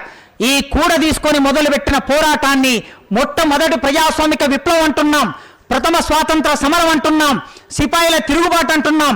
ఏ పేరుతో పిలిచినా ఆనాటి ప్రజలు సామ్రాజ్యవాదానికి వ్యతిరేకంగా, పెట్టుబడిదారి విధానానికి వ్యతిరేకంగా ఈ దేశ ప్రజల కోసం వ్యక్తమైనటువంటి మొట్టమొదటి పోరాటంగా మనం ఈ దేశ చరిత్రలో భాగంగా చూస్తాం. ఆ విప్లవం ద్రోహానికి గురైంది, అణచివేతకు గురైంది, ఆ విప్లవం విఫలమైంది. అయినా తర్వాత బ్రిటిష్ వాళ్ళు విస్తృతంగా మిల్లులను ఏర్పాటు చేశారు, పరిశ్రమలు ఏర్పాటు చేశారు. బాంబే, కలకత్తా, మద్రాసు లాంటి నగరాలు వ్యాపార కేంద్రాలుగా మారాయి. ఈ వ్యాపార కేంద్రాలుగా మారిన తర్వాత ఇక్కడ ఉన్న ఒక బూర్జువా వర్గం మెల్లగా ఉనికిలోకి వచ్చింది. అప్పటికి భారతదేశంలో లేనటువంటి బూర్జువా వర్గం, దోపిడీ వర్గం ఉనికిలోకి వచ్చింది. ఈ ఉనికిలోకి వచ్చినటువంటి బూర్జువా వర్గానికి ఈ దేశం మీద అధికారం కావాలి, లేదా ఈ దేశంలో ఉన్న సంపద మీద అధికారం కావాలి, లేదా ఈ దేశంలో వ్యాపారం అంతా తానే చేసుకోవాలి, లేదా తమ హక్కులని కొన్ని రక్షించుకోవడానికి బ్రిటిష్ ఈస్ట్ ఇండియా కంపెనీతో బ్రిటిష్ పాలకుల నుంచి కొన్ని హక్కులు పొందడానికి జాతీయవాదము అనే ఒక భావన అవసరం గనక జాతీయవాదం అనే భావన వచ్చింది. ఈ జాతీయవాదములో, జాతీయ పునరుజ్జీవనంలో భాగంగా రాజా రామ్మోహన్ రాయ్, వివేకానందుడు, బాలగంగాధర్ తిలక్ ఇలాంటి ఎంతో మందిని మనం చూస్తాం. వాళ్ళు భారతదేశ గొప్పతనాన్ని చెప్పడానికి, వేద ధర్మాన్ని చెప్పడానికి, 1000 ఏళ్ల చరిత్రను చెప్పడానికి అనేక ప్రయత్నాలు చేశారు. ఆ ప్రయత్నంలో భాగంగా చరిత్ర రాశాడు. బ్రిటిషు వాళ్ళ పాఠ్య ప్రణాళికలో భారతదేశ చరిత్ర పెట్టకపోతే స్వదేశీ పాఠశాలలు పెట్టి ఆ స్వదేశీ పాఠశాలల్లో, స్వదేశీ కళాశాలల్లో ఈ దేశ చరిత్రను బోధించడం, ఈ దేశ సాహిత్యాన్ని బోధించడం, ఈ దేశ కళలను బోధించడం అనేది వాళ్ళందరూ ప్రారంభ దశలో చేశారు. మనందరికీ 1880ల నుంచి మొదలు పెడితే 1920, 30, 40ల వరకు మనం చూస్తాం. తెలుగు నేల మీద కూడా గుంటూరు, అటు నెల్లూరు, ఉభయ గోదావరి, రాజమండ్రి ప్రాంతంలో ఆనాడు ప్రారంభమైన పాఠశాలలు, కళాశాలలు ఇవాళ ఎంత పెద్ద పెద్ద కళాశాలలో ఉన్నాయో మన దృష్టికోణంలో ఉన్న విషయమే. అయితే ఈ సందర్భంలో బ్రిటిష్ వాళ్ళకి వ్యతిరేకంగా ఒక జాతీయోద్యమం మొదలైనప్పుడు, స్వాతంత్ర పోరాటం మొదలైనప్పుడు ఈ స్వాతంత్ర పోరాటంలో భాగంగా కళలు, సాహిత్యం ఈ దేశ ప్రజలకి కమ్యూనికేట్ చేయవలసిన అవసరం ఏర్పడింది. ఏం కమ్యూనికేట్ చేయాలి? బ్రిటిష్ వారికి వ్యతిరేకమైన ఆలోచన విధానాన్ని ఈ ప్రజల్లో విస్తృతంగా ప్రచారంలోకి తీసుకెళ్ళాలి.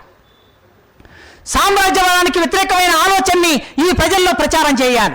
ఆ ప్రచారం చేయడానికి ఒకరు పద్యం రాశారు, ఒకరు పద్య నాటకం రాశారు, ఒకరు వచన నాటకం రాశారు, ఒకరు గేయ కవిత రాశారు, ఒకరు వచన కవిత రాశారు, ఒకరు పాట రాశారు. ఈ భిన్నమైన రూపాలన్నీ కూడా సాహిత్యంలోకి వచ్చి ఎవరి కోసం మనం కమ్యూనికేట్ చేస్తున్నామనే దాన్ని బట్టి మన సాహిత్య రూపం, మన కళారూపం నిర్మాణం అవుతూ ఉంటుంది. ఏ కళారూపమైనా సరే ఆ కళారూపానికి అంతిమ ప్రయోజనం ఏమిటి అంటే సమాజమే అంతిమ ప్రయోజనం, సమాజం మార్పే అంతిమ ప్రయోజనం అని ఆలోచించినప్పుడు ఆనాడు దేశ ప్రజల్ని స్వాతంత్ర ఉద్యమంలో భాగం చేయాలనుకుంటే ఆ భాగం చేయడానికి కావలసిన కళారూపాలని, సాహిత్య రూపాలని మన కవులు, కళాకారులు రూపొందించుకున్నారు. సరిగ్గా ఆ సమయంలో ఇక్కడ తెలంగాణ రైతాంగ సాయుధ పోరాటం నడుస్తున్నది. నైజాంకు వ్యతిరేకంగా, భూస్వామ్యానికి వ్యతిరేకంగా పోరాటం నడుస్తున్నది. అయితే ఇక్కడి పోరాటం ప్రత్యేకమైనది. అక్కడ జాతీయోద్యమ పోరాటం ఇంకో రూపంలో ఉన్నది. తెలంగాణ రైతాంగ సాయుధ పోరాటం కళారూపాలు.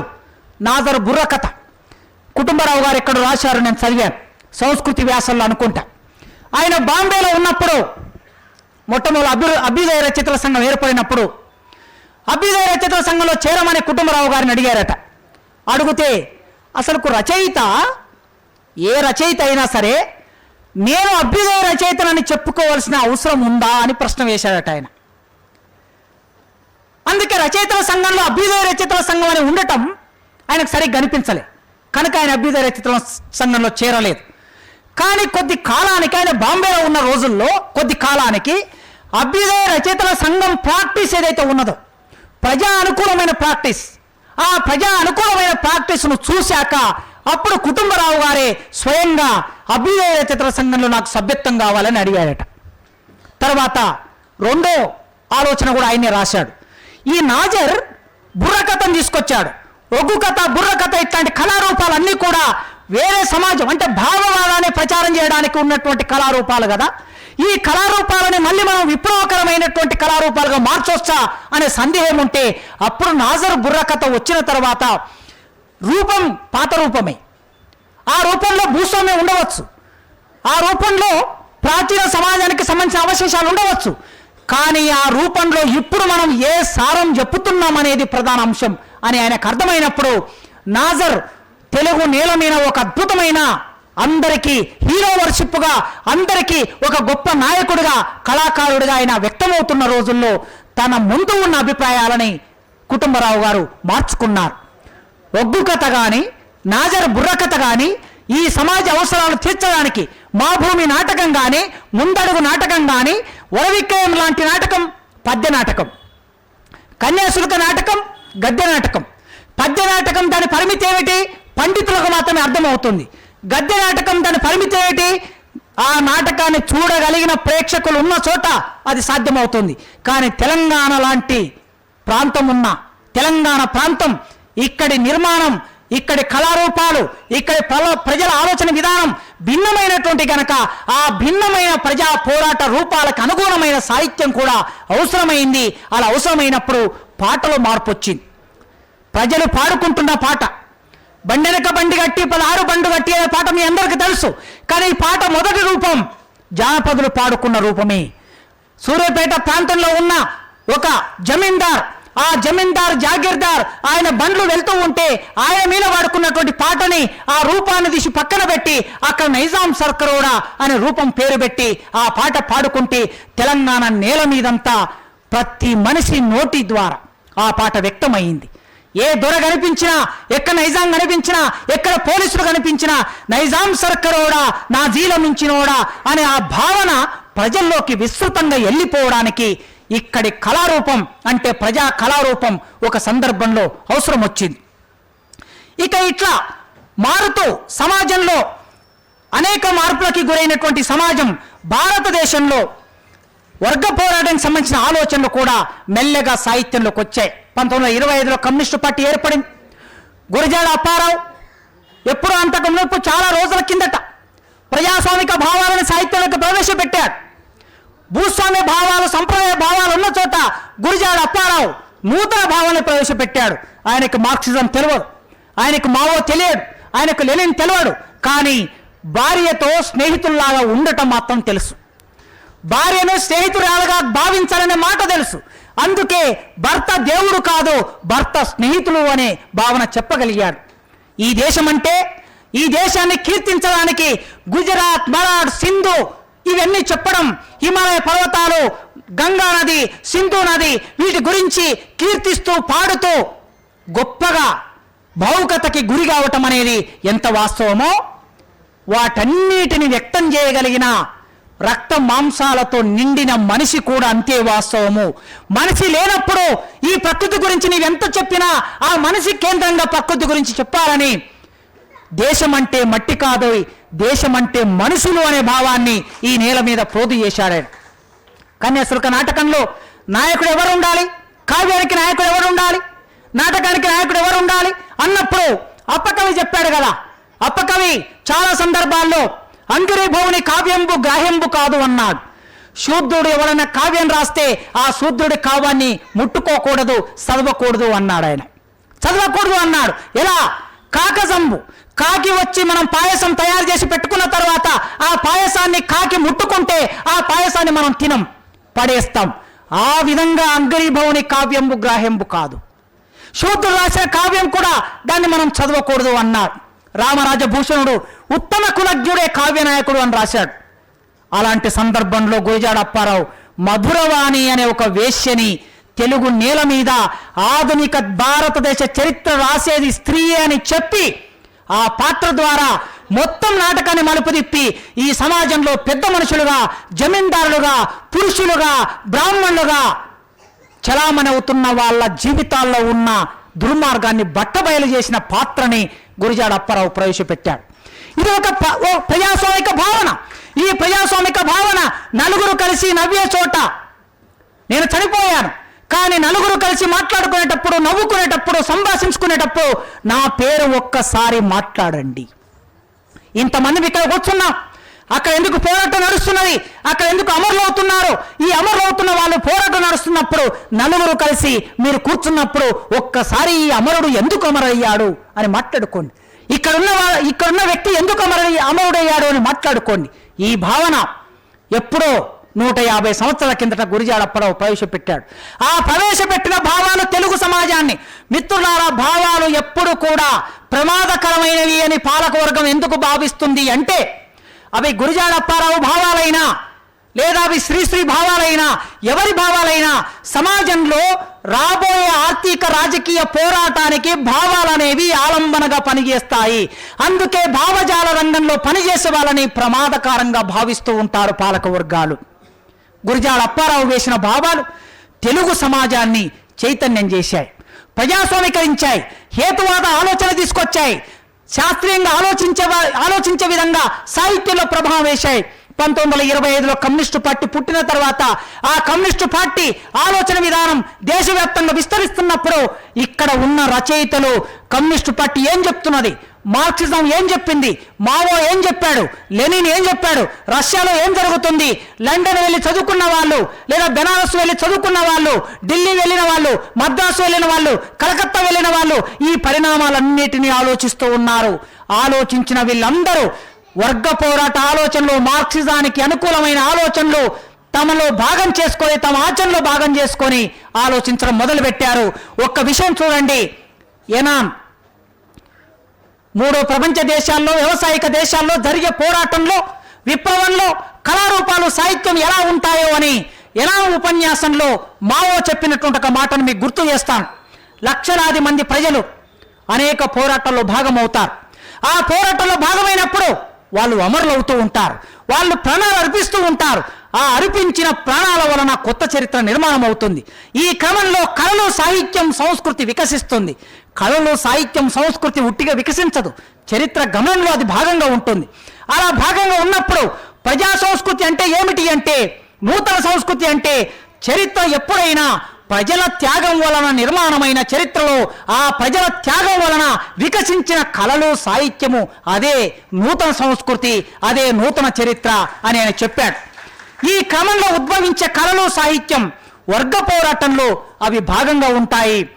వర్తమాన ప్రపంచంలోని సమస్త కళలు, యాస్టీస్గా ఆయన చెప్పిన మాటలను చదువుతున్నాను నేను ఇక్కడ.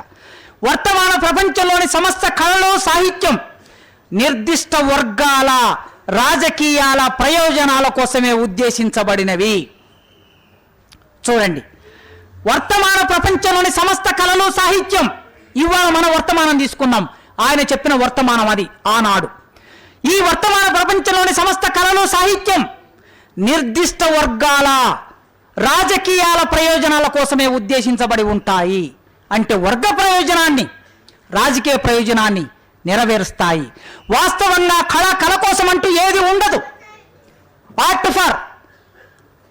ఆర్ట్ కోసమేనే, కళ కోసమే, సాహిత్యం కోసమైన వాదనలు ఎన్నో ఉన్నాయి. ఈ వాదాలన్నీ కూడా పూర్వపక్షమయ్యాయి. మనం దాని పట్ల సంవాదం కూడా నడిపాం. ఇప్పుడు మళ్ళీ తిరిగి కళ కోసమే, సాహిత్యం కోసమేనే పునరుద్ధరణ మొదలవుతున్నది ఇప్పుడు. అందుకే వీటి గురించి మాట్లాడుకుంటున్నాం. వాస్తవంగా కళ కోసం అంటూ ఏది లేదు.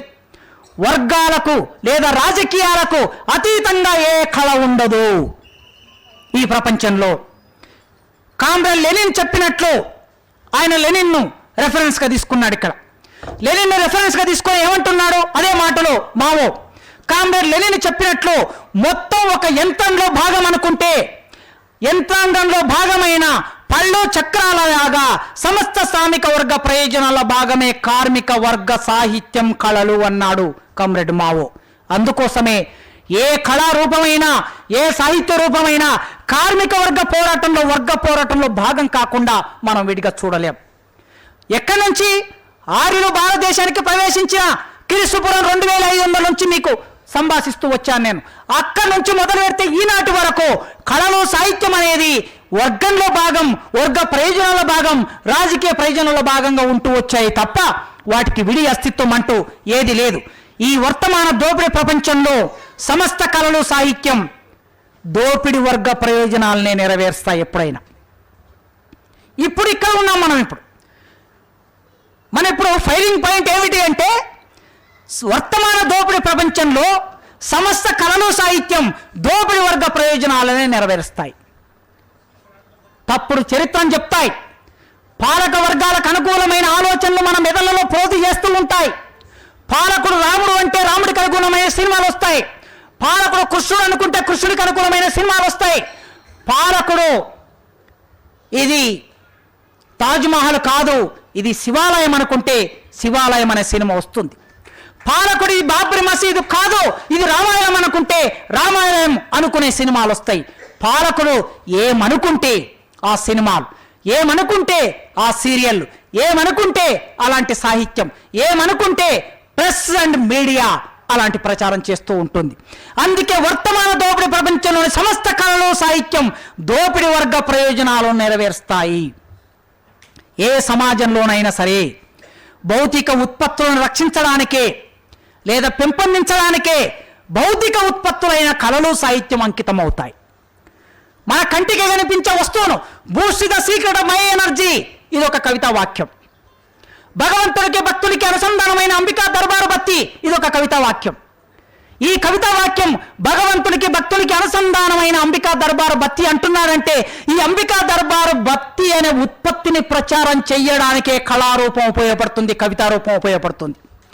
Boost the secret of my energy అన్నారంటే, ఈ Boost the secret of my energy ఆ బూస్టును తయారు చేసే పెట్టుబడిదారుడి ప్రయోజనం నెరవేర్చడం కోసమే ఆ కవితా వాక్యం వ్యక్తమవుతున్నది. తైదంబలి నా ఎనర్జీలో భాగమని చెప్పగలడా? చెప్పలేం.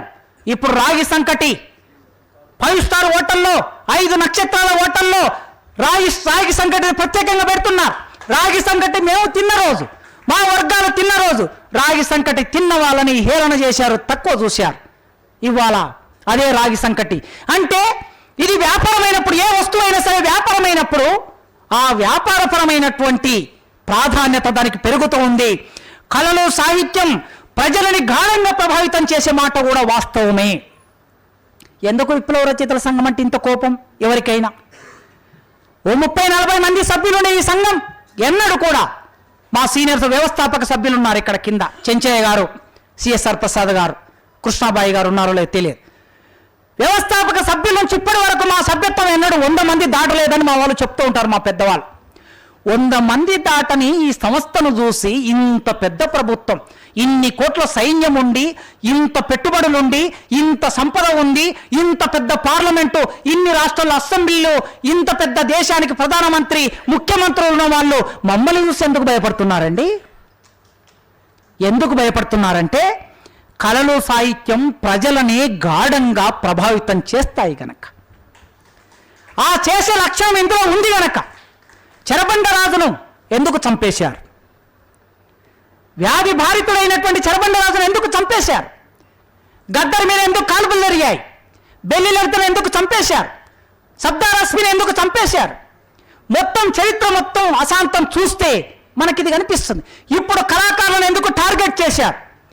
ఆ కళలకి, సాహిత్యానికి ప్రజలని వేగంగా ప్రభావితం చేసి, స్పందింపజేసి పోరాటాల వైపు నిలబెట్టే శక్తి వాటికుంది. ఆ రంగంలో పనిచేసే వాళ్ళకు కూడా ఆ శక్తి ఉందని వాళ్ళు భయపడుతున్నారు. దోపిడి వర్గ కళలు, సాహిత్యం ప్రజలకి శాస్త్రీయ ఆలోచనను అందకుండా చేస్తుంది, మతమౌఢ్యాన్ని నూరిపోస్తుంది, అంధవిశ్వాసాల్లోకి నెట్టివేస్తుంది. దోపిడి వర్గ కళలు, సాహిత్యంలో కూరుకుపోయిన ప్రజల్ని రక్షించడానికి విప్లవ కళలు, సాహిత్యం పనిచేస్తాయి. 1954లో కుటుంబరావు గారు సంస్కృతి వ్యాసాల్లో రాసింది ఒక ప్రస్తావన చేస్తాను. మద్రాసుకు చైనా నుంచి కళాకారులు వచ్చారట. కళాకారులు చైనా నుంచి, ఆ కళాకారులు వచ్చినప్పుడు విలేకరులతో సంభాషణ జరుగుతూ ఉన్నదట. ఇలా సంభాషణ జరుగుతున్నప్పుడు ఒక విలేకరులు వేసి, ఈయన చైనా నుంచి వచ్చిన కళాకారుల నాయకుడు ప్రజా కళలు వర్ధిల్లాలి అన్నాడట. ప్రజా కళలు అంటే ఆ విలేకరు ప్రజా కళలు అంటే ఏమిటి అని ప్రశ్న వేశాడట. వేస్తే ఆ చైనా కళాకారుడు సమాధానం చూడండి ఎంత బాగా చెప్పాడు. ప్రజా కళలు అంటే, ప్రజలంటే నా ఉద్దేశంలో చైనాలో ఉండే 60 కోట్ల మంది అంటే ఆనాడు. ప్రజలంటే నా ఉద్దేశంలో చైనాలో ఉండే 60 కోట్ల మంది. వాళ్లకు తిండి, గుడ్డ, ఇల్లు, పని కావలసినట్టే కళలు కూడా కావాలి. వారి అవసరాలకి సృష్టి అయ్యే కళలను నేను ప్రజా కళలు అంటాను అని ఆ కళాకారుడు చెప్పాడట. ఈ కూడు, గుడ్డ, గూడు, ఈ 3 అవసరాలు తీరాలి ప్రతి ఒక్కరికి.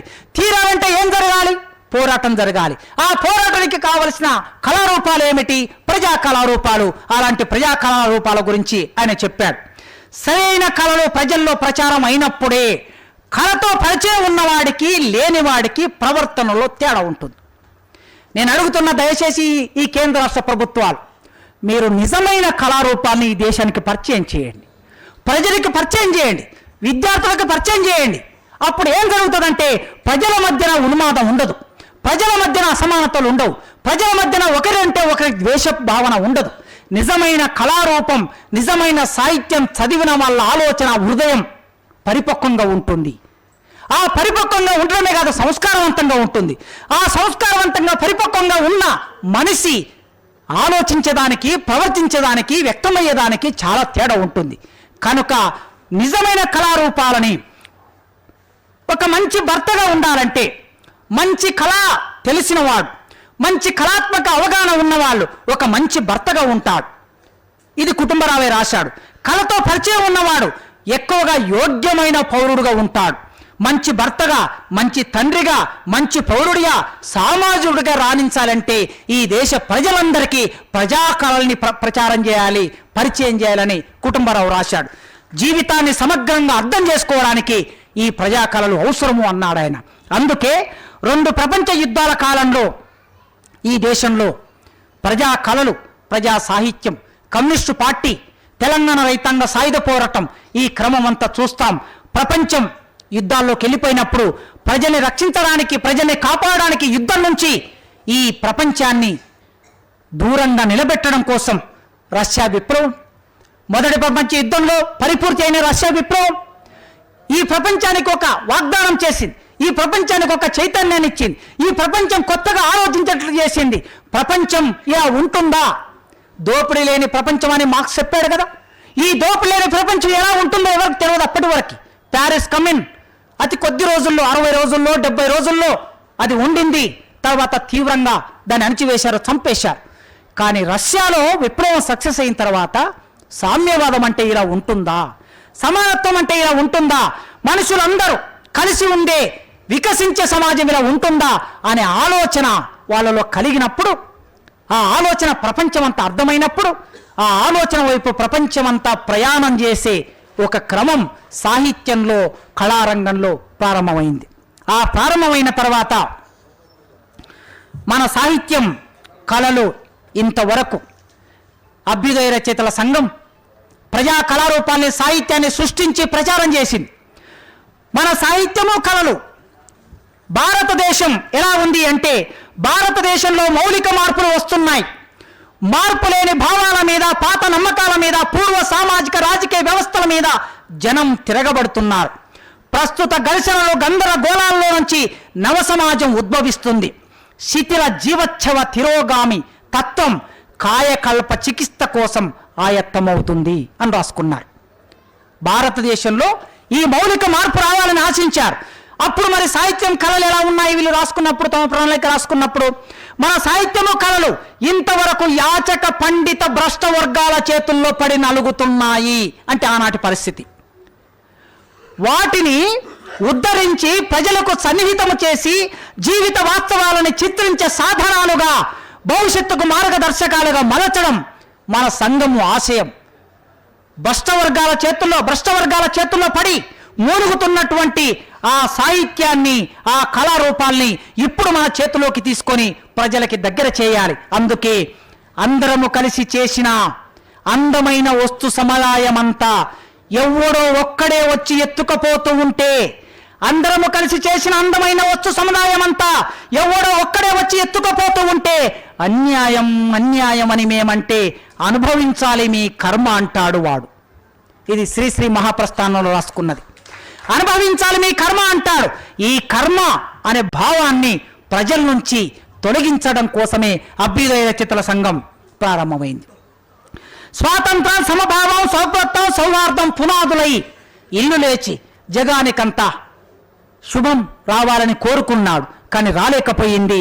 ఆ రాలేకపోలేనటువంటి ఒకనొక పరిస్థితి, కమ్యూనిస్టు పార్టీలో సంక్షోభం రావడం, కమ్యూనిస్టు పార్టీ చీలిపోవటం, రచయితలకి ఏ ఆధారం లేకపోవటం, ఏ మార్గం లేకపోవటం, ఫలితంగా రచయితలు, కళాకారులు సినిమా రంగంలోకి వెళ్ళిపోయిన ఒకనొక సందర్భంలో మళ్ళొక్కసారి నక్సల్ బరి నిప్పురవ్వ తెలుగు సాహిత్యాన్ని, తెలుగు కళాకారుల్ని, తెలుగు రచయితల్ని అటువైపు తిప్పుకున్నది. సాధారణ ప్రజలు చేసిన పోరాటం, ఒక 9 మంది చేసిన త్యాగం, ఆదివాసులు చేసిన త్యాగం, పోరాటం ఈ మొత్తం దేశ రాజకీయ వ్యవస్థని కదలబార్చింది, ఒక్కసారి కుదుపు గురి చేసింది. ఆ క్రమంలో ఆలోచించిన కళాకారులు, రచయితలు విప్లవ రచయితల సంఘంగా రూపొంది ఈ 50 సంవత్సరాలుగా 1970 జూలై 4వ తారీఖు అంటే 1970 జూలై 4వ తారీఖు అల్లూరి సీతారామరాజు పుట్టినరోజు. జూలై 4వ తారీఖు దొడ్డి కొమరయ్య అమరుడైన రోజు. ఆ రోజును ప్రామాణికంగా తీసుకొని విప్లవ రచయితల సంఘం ఈ హైదరాబాద్లో ఏర్పాటైంది. ఈ 50 ఏళ్ల కాలంలో విప్లవ రచయితల సంఘం నాటకంలోకి ప్రవేశించింది, కొత్త నాటకాలను తీసుకొచ్చింది, కథలోకి ప్రవేశించింది, కథ టెక్నిక్ని మార్చేసింది. కథ అంటే ఇలా రాయాలి. ఒక అల్లం రాజయ్య, తెలంగాణ నేల మీద నుంచి మొదలుపెట్టిన అల్లం రాజయ్య, అటువైపు నుంచి రావి శాస్త్రి, ఈనాటి కథా రచయితల వరకు మానవ జీవితం ఎలా ఉంటుంది, కుటుంబ జీవితం ఎలా ఉంటుంది, తాయమ్మ కరుణ, తాయమ్మ అనే ఒక కథ రాస్తే తాయమ్మ కరుణగా మారేటటువంటి ఒక సందర్భాన్ని ఎట్లా ఇస్తుంది కథా రచన? ఎట్లా ఇస్తుందంటే ఆ కథలో చెప్పిన వస్తువు మాత్రమే కాదు, చెప్పిన టెక్నిక్ వలన అది సాధ్యమవుతుంది. కనుక కథ అయినా, నాటకమైన, నవల అయినా, పాట అయినా, నిజానికి విప్లవ రచయితల సంఘం పాటలో చేసినన్ని ప్రయోగాలు, విప్లవ రచయితల సంఘం అంటే మా వ్యవస్థాపక సభ్యుడు చెరబండరాజు. పాట గద్దరికైనా, గూడంజయ్యకైనా, గోరటి వెంకన్నకైనా, ఇప్పుడు పాటలు రాస్తున్న ఎవరికైనా సరే పాట ఇలా రాయాలి అని మా విప్లవ రచయితల సంఘానికి ఒక సైద్ధాంతిక ఆలోచన ఇచ్చిన శివసాగర్, మా విప్లవ రచయితల సంఘంలో భాగమైన చెరబండరాజు పాట ఎలా ఉండాలో, నర్రెంగ చెట్టు కింద నరుడో భాస్కరుడా, కన్నెర్ర చేస్తువయ్యో నరుడో భాస్కరుడా, కన్నెర్ర చేసి నీవు నరుడో భాస్కరుడా, కథనాలు దూక్తివయ్యో నరుడో భాస్కరుడా, గొడ్డన్లు చేతబట్టి నరుడో భాస్కరుడా అని నరుడో భాస్కరుడు చాగంటి భాస్కర్ రావు నర్రెంగ చెట్టును సాహిత్యంలోకి పట్టుకొచ్చిన చరిత్ర విప్లవ రచయితల సంఘానికి ఉన్నది.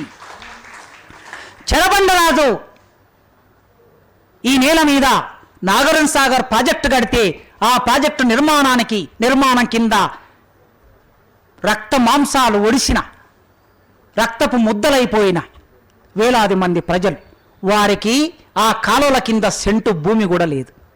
ఆ ప్రజలు ప్రాజెక్టులు కట్టినాం, మానెత్తులు కంకరగా ప్రాజెక్టులు కట్టినాం, శ్రమ ఎవడిదిరో, శ్రీ ఎవడిదిరో, సంధ్యక్క ఉంది ఇక్కడనే, ఒక రూపకాన్ని మార్చి దాన్ని ఒక రూపకంగా మార్చి కొండలు పగలేసినాం, బండలని పెండినాం మా నెత్తురు కంకరగా ప్రాజెక్టును గట్టినాం శ్రమయబడిదిరో సిరియబడిదిరో గేయ కవితని వచన కవితని పాటలోకి తీసుకొచ్చి సాధికారికంగా పాటలో అనేక ప్రయోగాలు చేసి ఆ పాటని శిఖరాగ్ర స్థాయికి తీసుకెళ్లిన గద్దర్ మనందరికీ తెలుసు.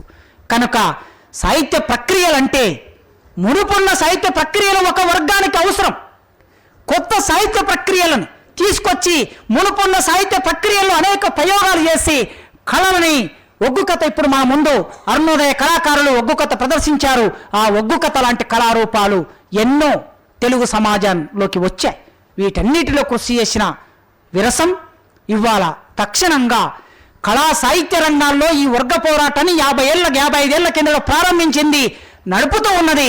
ఇంకా నడపవలసిన బాధ్యత ఎక్కువగా ఉన్నది. ఖచ్చితంగా ఈ సమాజం ఇచ్చిన సవాళ్ళని తీసుకుంటూనే ఎదుర్కొంటూనే వర్గ పోరాటం అంటే ఏ రూపంలో ఉంటుంది? విప్లవ రచయితల సంఘం మా మేనిఫెస్టో రాసుకున్నట్లు కళా సాహిత్య రంగాల్లో మార్క్సిజాన్ని, లెనినిజాన్ని, మావోయిజాన్ని మేమక్కడ అప్లై చేస్తూ అనుభవిస్తూ ఈ సమాజం ప్రగతిదాయకంగా మారడానికి, అత్యాచారాలు లేని సమాజంగా మారడానికి, అవమానాలు లేని సమాజంగా మారడానికి, అంటరానితనం లేని సమాజంగా మారడానికి, దోపిడీ లేని సమాజంగా మారడానికి, అందరికీ నాణ్యమైన చదువు అందే సమాజంగా మారడానికి, మనుషులందరూ సుఖప్రదంగా జీవించే సమాజంగా మారడానికి, అందరికీ చేతి నిండా పని రావడానికి, కావలసిన భావజాలాన్ని ప్రోధి చేయడానికి, ప్రజాస్వామిక విలువలు సమాజంలో ప్రోధి కావడానికి మా ప్రయత్నం ఎంతో కొంత ఈ 55 ఏళ్లలో చేశాం. ఇక పూర్వం కూడా చేస్తాం. ఈ అవకాశం ఇచ్చిన నాకు మీరందరూ విన్నందుకు రెడ్ సల్యూట్స్తో ముగిస్తున్నాను.